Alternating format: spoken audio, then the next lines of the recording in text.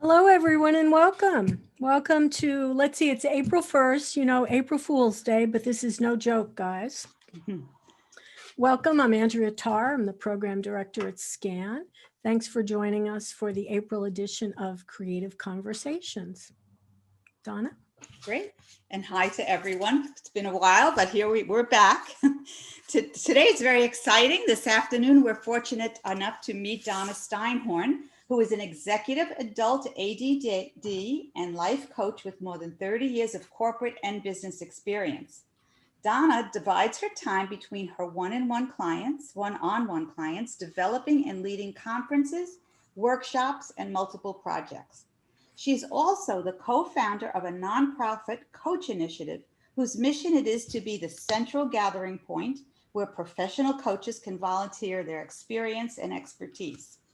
Donna feels that while not a professional artist or even amateur, she has found art to be a peaceful and restorative practice since college, when she subwayed to Pratt Institute on the weekends to paint and spent a summer in Rome studying art and architecture. Nowadays, she spends her time in her office, art studio, painting, and art journaling. Donna states that art has always been a part of my life since I find it one of the ways I can express my emotions and process them, release my creativity, and immortalize thoughts and events in my life. I often encourage my clients to release their blocks via art and art journaling, and it's amazing what breakthroughs they can achieve. Anyone can do it, no skill or talent required. Let's find out how we can do it. Scan and Color Chips welcomes Donna Steinhorn. Welcome, Donna. Hello. Good to see you. Hello, Donna. Hello, hello. You know what? Before we get started, let me just remind everyone out there that we are, as we always do, we are recording today, and I will share the link. It'll be up on SCAN's YouTube channel. And if anyone has any questions at all during Donna's presentation, please, at the bottom of your screen, just click on the chat button, type in your question, and Domenica and I will be monitoring the chat, and we'll do our very best to get all of your questions covered today, okay? So I think that's everything we need to share. Great, and I'll do my very best to answer them. Yes. Thank you. Okay, so Donna, you're ready to go? I am. So I am going to turn off my video, Mm-hmm. and I will also. And we'll hand the reins over to you. And if we have anything to mention, we will pop in from the great beyond. Okay. Is my screen showing up? Your screen yes. is showing up. There you go. Art, health, and wellness. Excellent, excellent. We're seeing all of your other side stuff, right? Donna, you can hit I had it on. Let's see. One more over. There we go. That little slideshow. There we go. Kurt Vonnegut, the author, said, to practice any art, no matter how well or badly, is the way to make your soul grow. So do it. And that's what I'm here to try and encourage you to do today. Art can transform our lives. When we connect with art, we're ultimately connecting with our inner selves. Art enables us to look within and to listen to what's going on inside, realize who we are and what we care about. It connects us to our thoughts, our feelings, our perceptions, and our outer realities and experiences.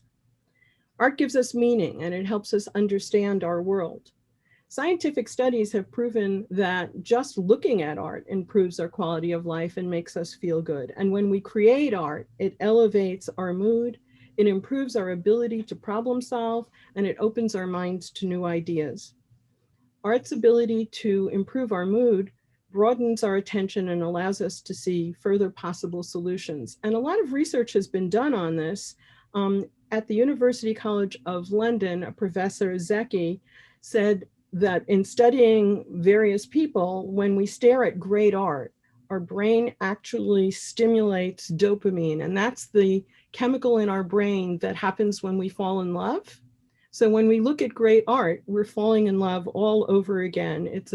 Dopamine is a neurotransmitter that aids in controlling the brain's reward and pleasure center. And certainly anything that does that is something that we want to continue to do. But there are health benefits to art as well. Art relieves stress in adults and children alike. Artistic activities such as sculpting, painting, drawing, they contribute to lower stress levels and mental calmness. They help us take our mind off everyday life and provide a distraction, a relaxing distraction. Our brain gets into a mental flow, and when we create art, we get distracted. So our worries sort of melt away and we can focus on the details of the art that we're creating. The self-help industry has long used vision boards to help uncover their desires. And what is a vision board after all? It's a collage. I've done several vision board workshops, and one way of doing it is to seek out objects that you want in your life, but that's not my preferred way of doing it.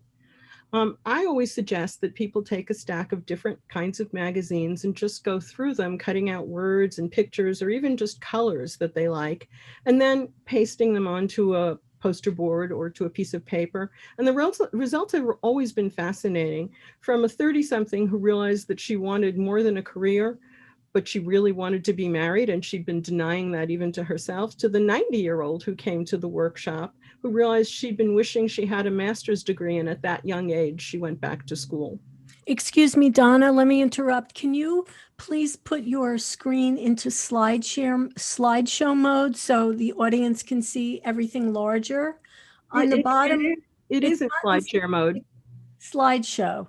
It is in slideshow mode. Maybe the picture was just too small. No, you're seeing about 12 of them at a time. Yeah, you need to move Okay, your that's not mouse. on my screen. All right, let me go back. Move your mouse over a little in the lower right. You should see a slideshow mode. Yeah, I thought that's what I was in. Let's see. Next one over. That's not it. Sorry about that. That's all right. It's not that one. Click on the one to the right of that. There you go. That one. There you go. There we go. Perfect. So the arts are more than just collaging, drawing, and painting. When we talk about the arts being good for your health, we're talking about more: music, dancing, movement, writing, sculpture, woodwork, mosaics, jewelry making, fiber art. You don't need to be an artist or a professional craftsperson to benefit from the activities. It's the doing rather than the talent that has the health benefits. And the act of being creative is the key, and it just helps decrease everyday stress and anxiety. By participating in art, you help improve your immune system functioning, which when I was doing my research, I found really interesting, but it makes sense because if you're decreasing stress, you're decreasing the tax on your immune system, and so it functions better. Also, when you create art within a group setting, as I did when I took the course with Dominica, you form supportive relationships and you form new friendships, and that's also good for your immune system. So creativity, whether it's alone or in a group, is increasingly being validated by the scientists and the medical profession as a potent mind-body approach to address a variety of challenges.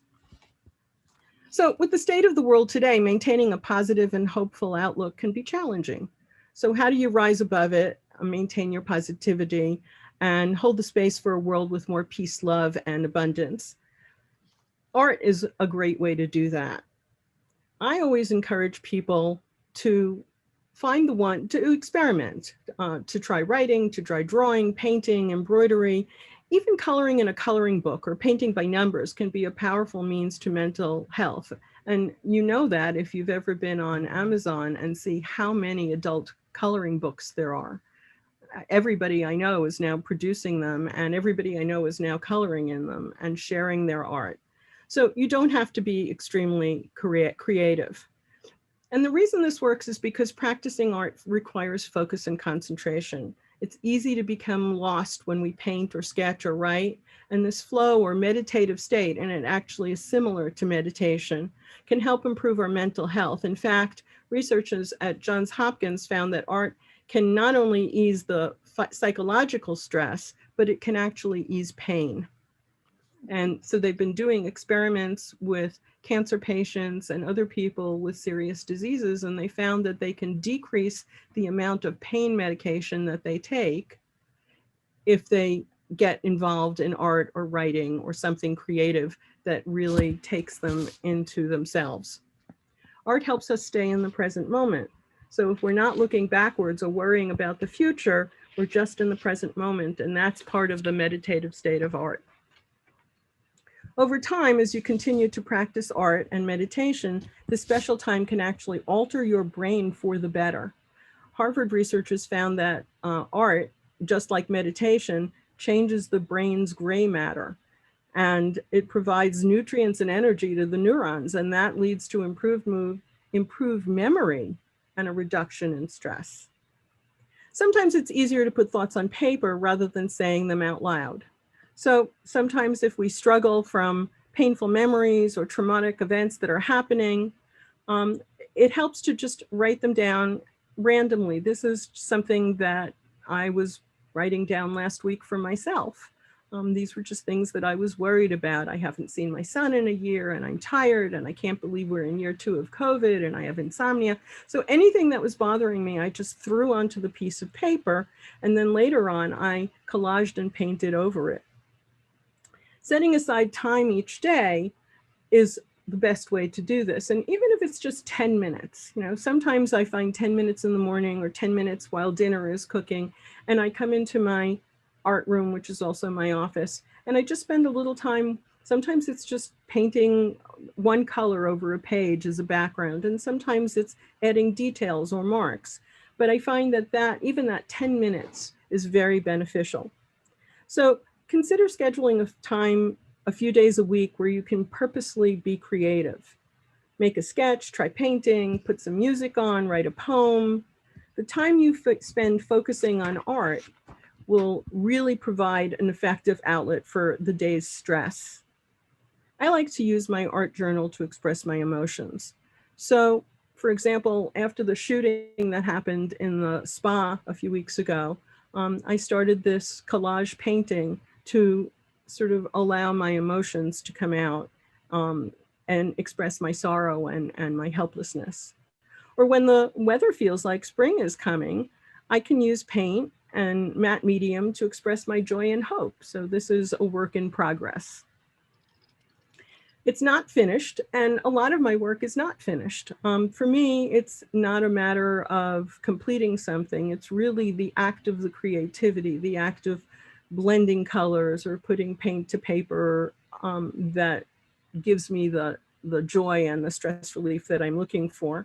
Sometimes I go back and finish them, but often I don't. And if I feel like this is something that I want to go back to, I probably will add words. I probably will add some ephemera. We'll talk a little bit more about that later. But the goal is to process your feelings, to reduce stress and anxiety, and to increase self-esteem and self-discovery. The particular benefits of artistic expression, however, go much further than relaxation and enjoyment. Studies suggest that art can be very valuable in actually treating mental health issues such as depression, anxiety, post-traumatic stress disorder, and even some phobias. It's a great way to express your feelings without words, and it really does bring a sense of relief. So I encourage you to do that. And you don't have to see an art therapist to do that. You can just do it in the comfort of your home with as many or as few art supplies as you have, although I sometimes say that buying art supplies is a hobby unto itself. Art can even help with self-esteem. The process gives you a feeling of self-accomplishment, which can be very valuable to improving your self-appreciation and confidence. This is a piece that probably is not 100% complete, but it really says what I was feeling on the day that I put this together, which is there's no time to sit around waiting for other people to acknowledge you. All you need is your own approval. It may seem strange that doing a collage or drawing a picture can help you have better self-esteem, but it can have the impact of helping you release that dopamine and increasing your sense of accomplishment. When you paint and you're happy with what you're doing, it does give you a sense of, I did that. That feels really good. And the more you practice, the better you'll get, which can help you start seeing yourself as talented and an important step in a self-love journey. One of the other benefits is increased empathy. So interestingly enough, increased empathy or caring about others can come from either creating or observing art, especially art that has faces. So we react differently to different kinds of art. And when we look at art that has a face, or we paint art that has a face, the effect is a result in, again, the surge of dopamine, and that happens in your brain when you look at art, and the human reaction to seeing a face. So in the shortest terms, observing art is like falling in love. You're looking into this face while your brain releases the neurotransmitters that make you happy. And this positive engagement with other people, even though it's just artists or art, can make you feel connected with the real people who are around you. I've said that art helps with stress relief and anxiety and depression, but creating art really can even relax your body. One of the easiest artifacts to see is when you're creating full-scale oil contour or coloring, adult coloring books, or whatever kind of art you're doing, you've noticed that you can zone out for a while and everything sort of fades away and you're just focused on this one piece that you're creating. The effect of being in flow in the present moment and not worrying about the past or future or anything else is called mindfulness. And it's one of the primary benefits of meditation or yoga, and now you know art as well. So taking a break from carrying around the worries in some creative way is really beneficial to your health and your longevity. Art can improve mental function as well. The title of a 2009 documentary film, which you might be able to find online, is called I Remember Better When I Paint. It sums up the findings of a growing body of research where the cognitive effects of making art is even helping people with Alzheimer's. The movie demonstrates how drawing and painting stimulated memories in people with dementia and enabled them to reconnect with the world. But people with dementia aren't the only beneficiaries. Studies have shown that aside from the mental illnesses, cancer, multiple sclerosis, all of this has been found to have art as beneficial, and particularly resilience in older people. Because when older people can get connected to something, whether it's reading or art or drama or music, it elevates their immune system again and gives them a reason to live. In 2014, a German study, retirees who painted or sculpted had greater improvements in spatial reasoning and emotional resilience than the dissimilar group who didn't do art. And in 2017, a report from the Mayo Clinic study on aging indicated that people over 70 who did crafts projects had lower risks of developing cognitive impairment than those who read books. And I thought that was really surprising because, you know, knowledge is in books, but painting actually has a better impact on your brain plasticity, which is the ability of your brain to grow and change over time. And it's something that we lose as we age. So when we learn a new skill or we learn a new art, it maintains the flexible thinking of our brain, and it contributes to our maintaining our cognitive abilities. So creative thinking as a part of art, it's no surprise that when you think about it that way, art is a form of problem solving. Where will I put the shape and what color will I do? That it can actually increase your brain plasticity, and something that we really want to do as we get old. So think of your brain like a glob of silly putty. The more you stretch it and mold that silly putty, the more flexible it becomes. And your brain is the same way. So if you become engaged in art, it's good for your brain. So if you have been writing down the words about things that are bothering you or stressing you out, and you have any art or crayons or paint near you, this is what I painted over the words that I had originally shown you earlier. And it was my sort of abstract way of saying, okay, spring is coming, flowers are coming. I like to work with circles. They just appeal to me, circles and lines. So this was the result. But you don't have to even just use paints and crayons. You can use ephemera. I'm in the process of putting together, and I'll show you some pictures later on, a junk journal that's made of a week's worth of junk mail. So glue and junk mail can create art. Things torn out of magazines, ephemera, When you go on a trip, you get ticket stubs and you get programs and you get menus, and all of those can combine together to make great art. Don't try and be artistic. Just try and go with where your emotions are taking you. And feel free to mix media. I often mix crayons and collage and pastels and whatever happens to be near me. The relationship between art and the brain is a powerful one. And it has a really positive impact on our lives, much more than we realize. And it's surprising that it does impact diseases as well. So art can provide a lot of benefits and improve our symptoms. James W. Pennebaker is an American social psychologist, and he's a leading researcher on the power of writing and journaling for healing purposes. I believe that one of the greatest ways of releasing stress and bolstering our immune system is art journaling. It's the combination of writing and painting. And as you saw with the one that I did when the spa shooting happened, I often combine words and art. So expressive writing through journaling is another way to access your unconscious self. Journaling has been linked to creativity, spiritual awareness, expansion of self. And when you combine it with art, it's just that much more powerful.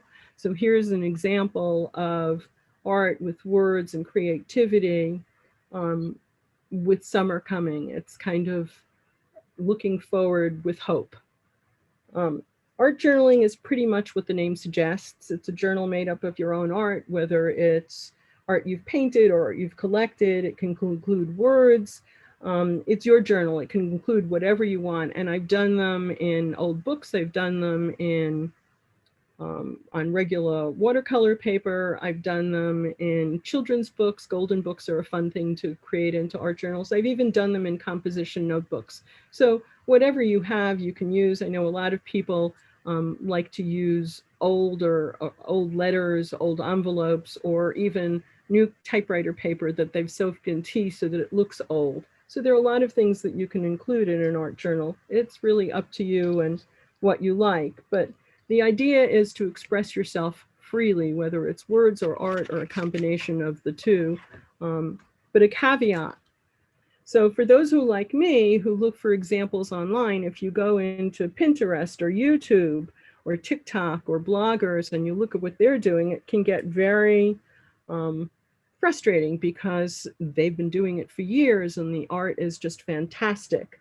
So remember that it's not about how wonderfully you paint. It's all about the emotion that you're releasing when you paint. Comparing your own art to picture perfect Pinterest images will not help you free your stress levels. It will do the exact opposite. So by all means, go and take a look at what's out there, but don't let it take you down. Because your art journal is entirely for you, you can do some pretty cool things in it. There are no limits.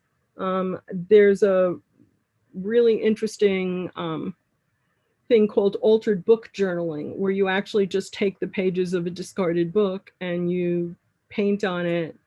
People have created sculpture out of the books. This is one that a friend did. She really likes to use amoeba shapes. But it's very colorful and it's very helpful. And for a book that would have been thrown out, I believe this was a French textbook, she's turning the whole book into a work of art. You can find these at library sales, at thrift stores, at garage sales. You probably even have some in your own home that you'd like to throw out, or like my husband, he'll bring home books for me from the town dump. I have great fun turning them into works of art. You can choose a title and a subject that has meaning to you, but you can also choose any subject because you're going to be painting over it. You can use fabric, you can use lace. It's the art of just putting the creativity out there for yourself. And again, you don't need to create a finished piece. She's probably going to continue with this because I know her, she likes to create layers, but this is beautiful unto itself. So some days you may just feel like imitating George Seurat and using pointillism, you know, the artist who made patterns from just dots. Or like me, you may just want to do lines and circles or squares, or like others, you may want to paint something realistically. Or you may just want to draw stick figures. It doesn't really matter. What matters is that you become engaged by it. It doesn't matter if you're just cutting up colored tissue paper and pasting it down, or painting, or combining art and words. I have a full box of buttons. I'm going to glue them to a page and make a design. So any form of art that you use, drawing your dream house, making a collage of your dream house, will really have a major impact on you. And you may find out that, you know, you start out angry or depressed or sad, and that's fine. But as you get into your drawing, your scribble, a mandala, it will begin to change your mood. You get the point. So I've talked about the various ways that art impacts your wellness. Let's talk about color and its impact on your emotions.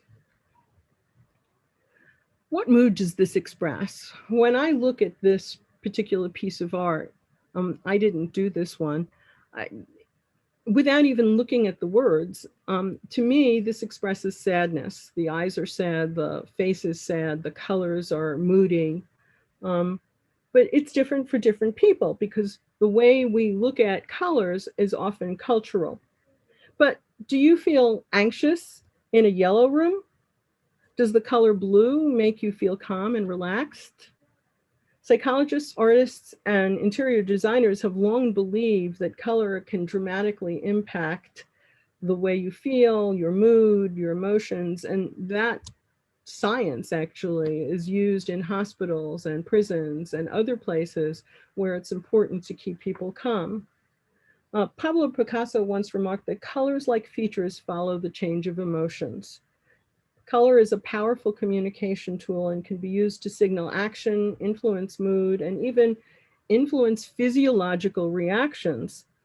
For example, it's known that the color red can actually increase your blood pressure, increase your metabolism on the plus side, but on the negative side, a lot of red can cause eye strain.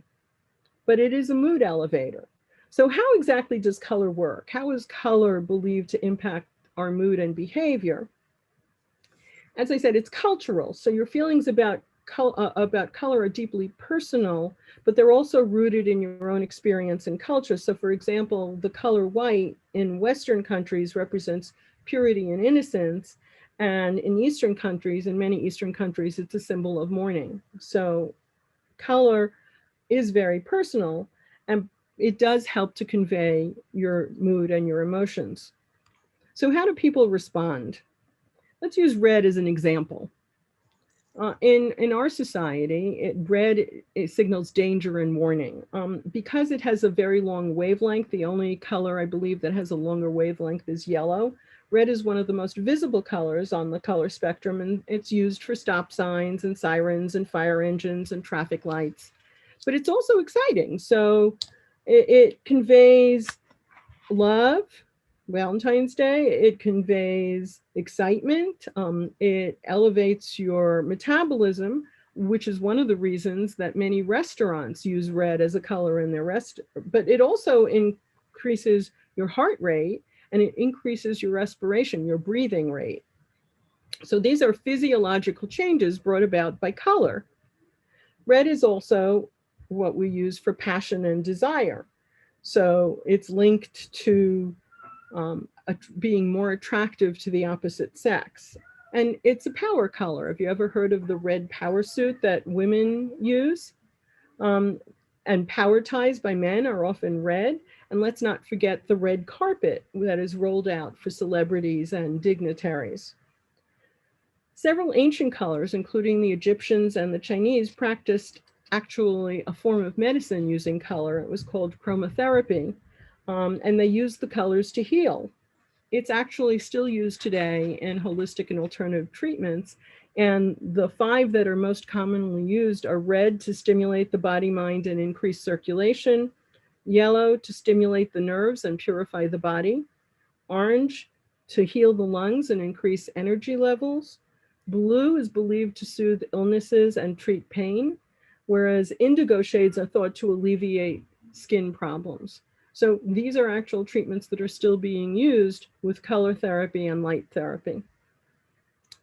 So let's dive in a little bit more about how different colors can make us feel. We've talked about red being passionate and energized and also danger. But orange makes us feel energized and enthusiastic. It enhances a feeling of vitality and happiness. And like red, it draws attention and shows movement, but it's not as overpowering. It's aggressive but balanced and more friendly. Yellow makes us feel happy and spontaneous, and it's often used in children's rooms. It's perhaps the most energetic of the warm colors. It's associated with laughter and hope and sunshine. Accents of yellow can give your design when you're painting a optimistic and cheerful feeling. Too much yellow can be overwhelming though, so it should be used sparingly. And in design, it's often used to grab attention in an energetic but comforting way. Green is the next on the spectrum, and it makes you feel optimistic and refreshed. It symbolizes health and new beginnings and wealth, and it's easiest on the eyes. So it's often used to relax and create balance. And green is often used in doctors' offices as a calming and relaxing color. Blue makes us feel safe and relaxed. It evokes feelings of calmness and spirituality, as well as security and trust. Seeing the color blue causes the body to create chemicals that are calming, and it's the most favored of all colors. Purple makes you feel creative. It's associated with mystery, creativity, royalty, wealth. But the lighter shades, the lavenders, are often used to soothe or calm viewers. Pink is known as a feminine color, obviously. It makes you feel playful and romantic. It represents femininity, romance, sensitivity, and tenderness. I find that when I'm really feeling stressed, creating even just a total blank page of pink with nothing else on it, just the act of painting the page pink will often bring calmness to me. Brown makes you feel down to earth. It has a sense of stability. It has a sense of warmth. It evokes spring and nature, but it can also represent the old-fashioned and well-established. So you'll see a lot of people will use sepia tones or will actually, as I said, use tea staining to make things look older and brown. Black feels sophisticated and serious. It evokes power and elegance, but it can also mean sadness or mourning. So it's bold and powerful, and unless you're really looking to evoke that emotion, used sparingly.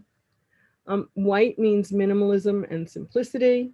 Using a lot of white color in design creates a minimalist aesthetic and can result in a simple, clean look if you're craving that freshness. Think about how colors make you feel. Think about the colors that you use. Think about the colors that you wear or the colors in your home. They impact your emotions. It's not just the color itself, it's also the intensity of the color. Is it soft or hard? Is it warm or cool? Is it transparent like watercolor or opaque like oil paint? Is it dark or light? Colors and emotions are very closely linked. Warm colors evoke different emotions than cool colors, and bright colors create different emotions than muted colors, and it all depends on the psychological impact of the color that you're using and what you're looking for, because they can make us happy or sad, and they can make us feel hungry or relaxed. So it's important to understand the psychological effects of color that might be your viewer, as well as the fundamentals of color theory and the meanings of color. So, warm colors. These are the yellows and the reds and the oranges, and when you look at this, I mean, to me, this is very happy and optimistic, and it makes me feel happy, and I wish I had painted this. Warm colors are purples and blues and greens, and they're usually, the cool colors, they're usually calming and soothing, but they can also express sadness. Purple is often used to help spark creativity because it's a mixture of blue, which is calm, and red, which is intense. Happy colors, bright colors, clear colors. These are things that we put in children's rooms, that we wear on vacation. They're often pastels of yellow, orange, pink, and red. And the brighter and lighter the color, the more happy and optimistic it feels. Another way colors can create happy emotions is by combining multiple primary and secondary colors for this very youthful and calming effect.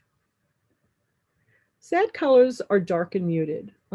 Gray is the quintessential sad color, and if you add gray to any other color, you can have this entire palette of sad, muted, dark colors.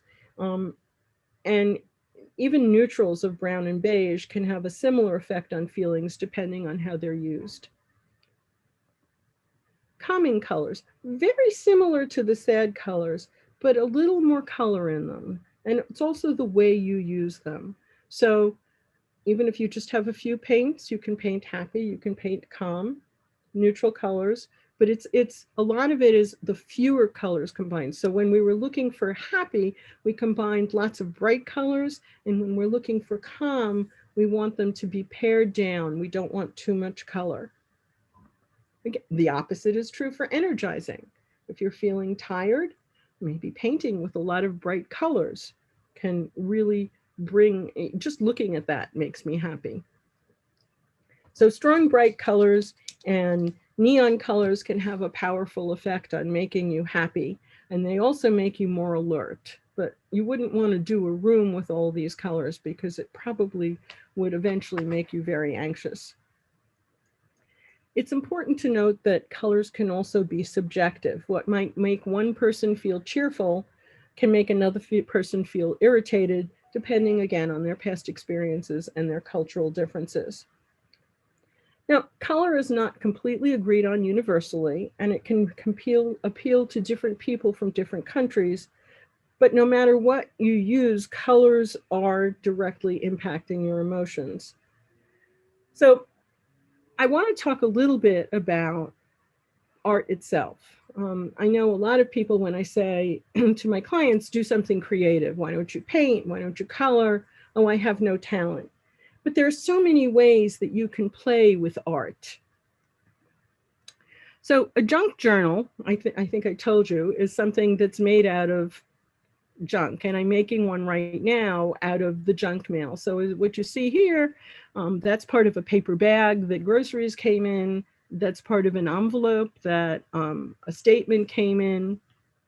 And when you put it all together, if you take a look at here, you can see there's some airmail envelopes. There are some scraps of paper that I had. There are some other envelopes that I had. There are the inserts from colorful advertisements.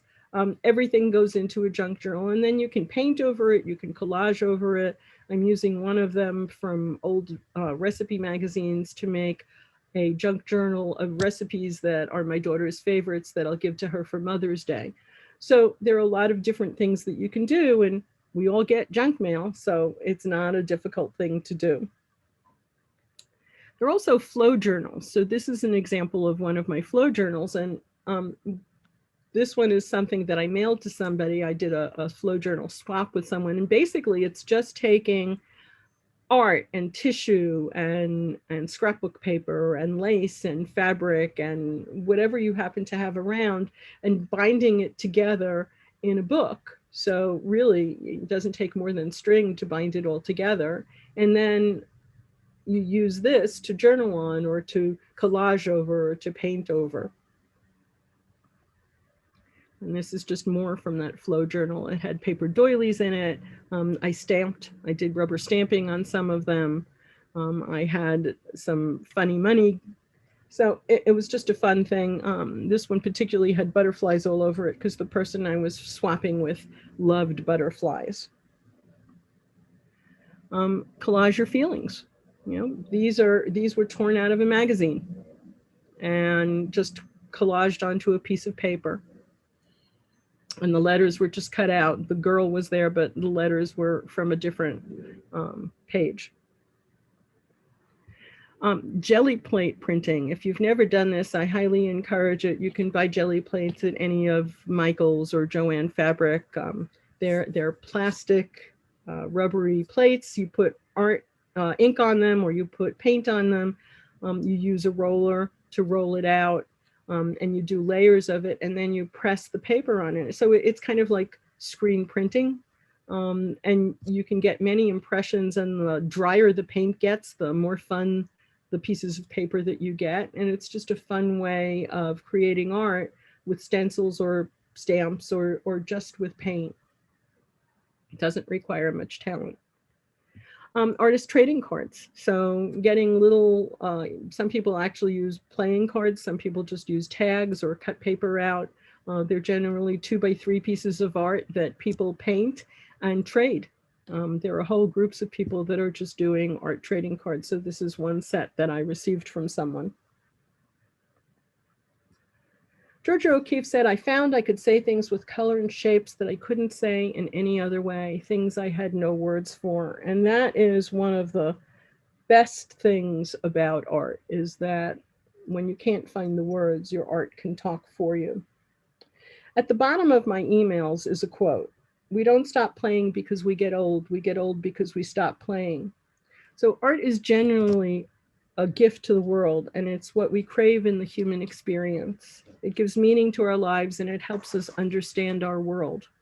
It's an essential part of our culture because it allows us to have a deeper understanding of our emotions, increases our self-awareness, and it opens our minds to what could be possible in our world. When we give ourselves the opportunity to connect with art, we are able to take a step back, reflect on what's going on in our world, and evaluate our lives and reflect. And that's what I believe. It is so important to gift yourself with the opportunity to incorporate art in your life on a daily basis. So give art a try. Don't be intimidated by the process. Start simply, even with a paint by number, an adult coloring book, and considering signing up for an art class through SCAN. Find a creative hobby and enjoy, and set aside the time for some positive reflection. Art opens the closets, airs out the cellars and attics, and it brings healing. I'll take any questions. We had a comment here. I don't see any questions yet. My favorite museum is the Visionary Museum in Baltimore. Do you know anything about that, Donna? I don't, but I'm going to have to look for it. It showcases all forms of art created by untrained artists found in mental institutions, homeless on the street, creators of Lorne House in the suburbs, where therapeutic art. So I'm just reading what she wrote. I love that. Yeah. So that's something to look into. I have a question. I don't know if until we get some questions, and if anybody in the audience, please give us some questions. It would be much appreciated. You mentioned that the cool colors spark creativity. I guess the biggest thing, you have a lot of artists here today. It's that getting started. And I know the words and the text and the journaling, but even for their paintings or anything, is there a good way to get those creative juices really? I know you touched on it. Yeah, so what I find, as I said, is I'll start with picking a couple of colors. So not too many, I don't want to overwhelm. I usually have colors. I usually have, let's see, what do I have in front of me now? I look for stimulus. I like the Posca. I don't know if you can see these. They're not showing up. Breaking up with your background, but I know what. Yeah, you show those to me. Those are great. Right. You know, just pick a couple of colors and scribble. Scribble like you're a 2-year-old. And then see if that does anything for you. You know, literally just scribble or make dots on a page or circles or squiggles.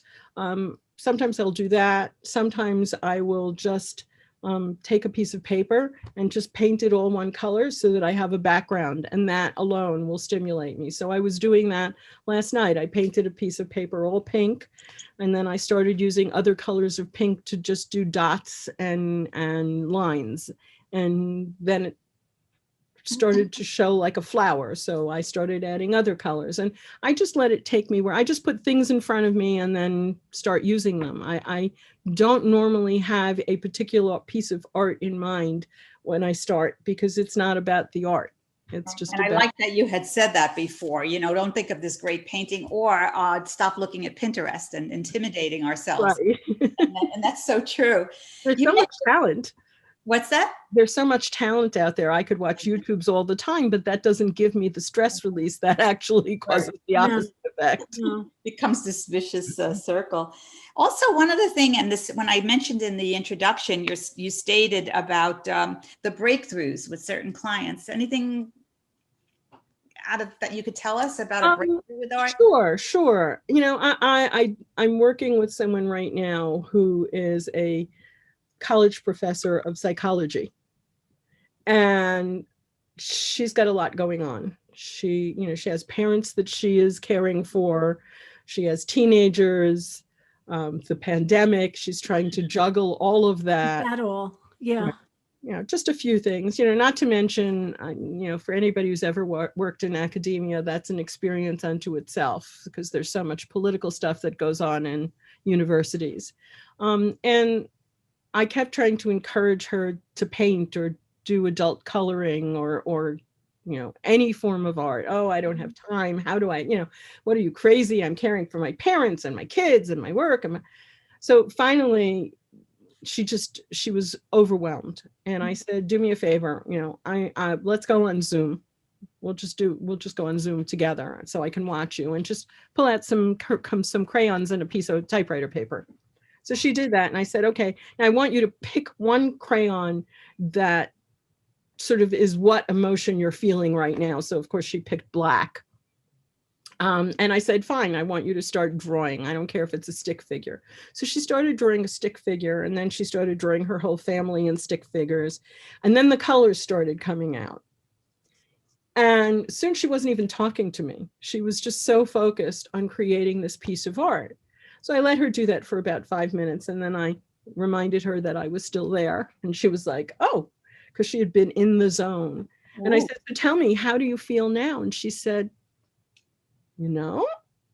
I feel better. Okay.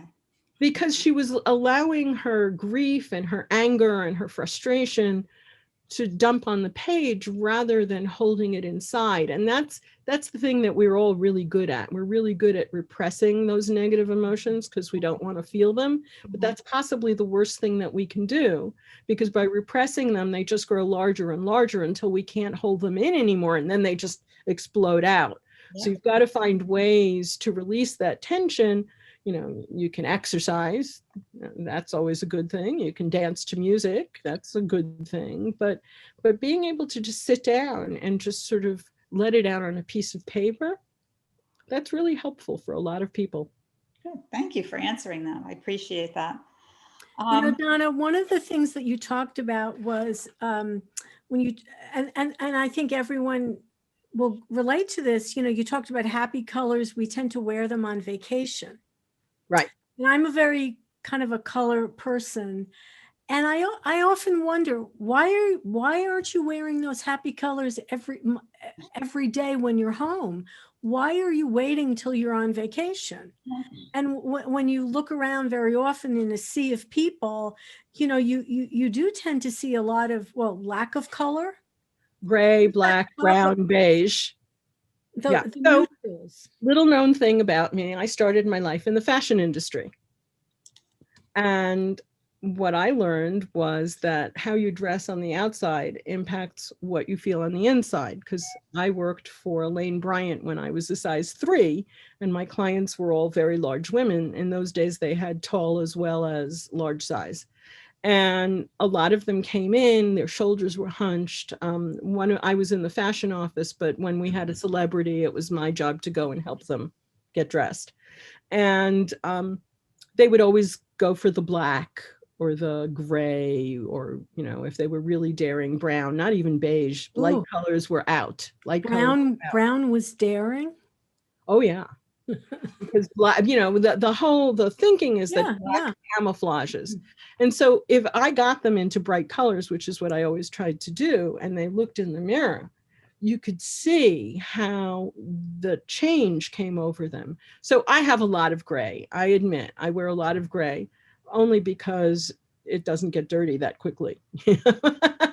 But I now consciously seek out bright colors. I don't buy any more gray. I mean, this is sort of a gray blue, and that's about the grayest I go now. But I look for turquoises and emerald greens and purple and those colors that are just jewel tones that make me happy, because it makes a big difference. Of course, of course. And you know, the fact that you know, well, let me just say, I grew up in a house where everything was white, beige, or gold, because that's my mother was, everything was neutralized. And Yes. I just thought that's how everyone lived. But I vowed whenever I had my own place at some point, there would be color. And I guess a lot Is of there? people still like that idea of, you know, neutralizing not only their wardrobe, but their home. And I think it does, I do believe it has an effect on, you know, your external self. There is not a neutral colored room in my house. That's good. My kitchen is turquoise and rust. My living room is peach and mauve. I mean, even my bathroom is, I'm looking at it through the door. It's purple and pink and blue. And I Wow. just, color has an impact on how you feel in your home. So, you know, and if you have a neutral home, that's fine if you use it to showcase art.